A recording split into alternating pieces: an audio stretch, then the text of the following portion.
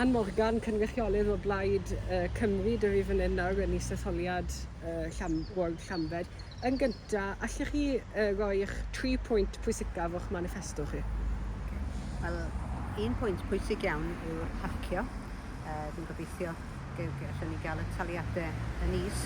Yr awgrym gen i ydy cael 2 awr ond ddim, 2 awr o dalu, a wedyn os dyn nhw'n am y dydd bod nhw'n talu chwerthynt. Hefyd siliau yn bendant yn rhydd ac am ddim.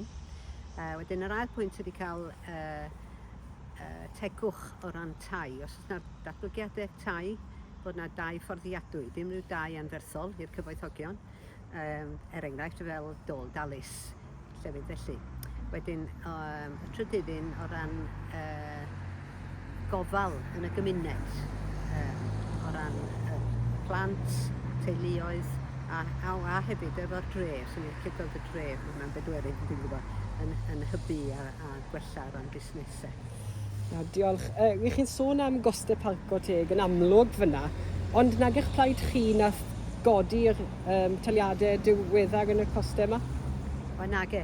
Y cyngor sir godod nhw, ac dwi wedi bod yn edrych i fewn i hyn, a fel mae'n digwydd, mae yna 20 Plaid Cymru ar y cyngor sir, 18 annibynnol, 8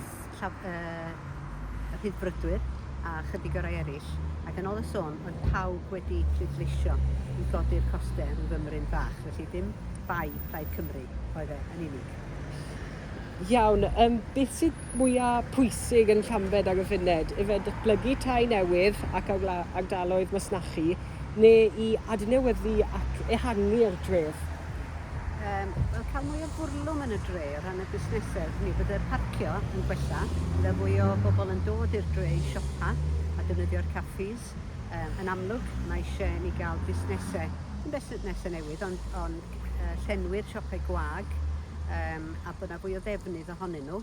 Mae yna grantiau yn dod nawr. Mae yna grant o 5 miliwn yn cael ei roi rwan yn y canolbarth ar gyfer prosiectau. A bydden ni fel cyngor tre, er enghraifft, yn cefnogi hwn y fawr. Mae dyn ni place plans ar waith sydd wedi bod yn cael ei ddatblygu ers blynyddoedd. A mae rhaid bod y prosiectau yma'n gysylltiedig i gael yr arian yma. Felly yn bendant bydden ni'n hoffi gweld pethau yn datblygu. Chi'n sôn am lot am arian fyna, buddsoddiadau. Pe fai chi'n derbyn grant o miliwn o bunnoedd i'w ddefnyddio yn rhef Llambed mewn unrhyw ffordd wedyn ni, beth fyddech chi yn ei ddefnyddio fe tuag ato a pham? Eto o ran yr ieuenctid, dwi'n meddwl, i ddatblygu mwy o gyfleusterau i'r ieuenctid. Da ni wrthi yn gobeithio cael skatepark ar eu cyfer nhw, pump track, a da ni wedi cael grant canol y Cardi, ond bydde rhyw ychwanegiad fel yna yn wych. Mae'r neuadd Victoria, lle mae yna weithgaredd yn digwydd, mae angen gwaith ar hwnna, helpu pobl Llambed yn y bôn, dwi'n meddwl, a'r busnesau yna, fel bod nhw'n gallu cario ymlaen. Iawn, diolch. Cwestiwn olaf yn enw wedyn ni. Wych chi'n sôn am gynrychioli, bod chi'n mynd i gynrychioli trawsnewidiad eang o'r gymdeithas pe fyddech chi'n cael eich ethol. Felly, sut fyddech chi, pe bach chi'n cael eich ethol, yn sicrhau bod eich bod yn clywed ac yn ateb gofynion y trigolion lleol? Wel, i ddechrau, dwi'n gweithio gyda'r ganolfan deulu yma, gweithio gyda'r teuluoedd, mamau a'r tadau, a bod dwi yn clywed llawer o anghenion nhw. Da ni fel canolfan deulu yn helpu llawer o teuluoedd yma. Bydden ni hefyd, wel ar y stepen hyn, da ni wedi bod gwmpas dre i gyd ar cyrion, a da ni cael clywed am syniadau, a mae pawb yn nabod i fel yn digwydd, ac yn cynnig llawer o syniadau.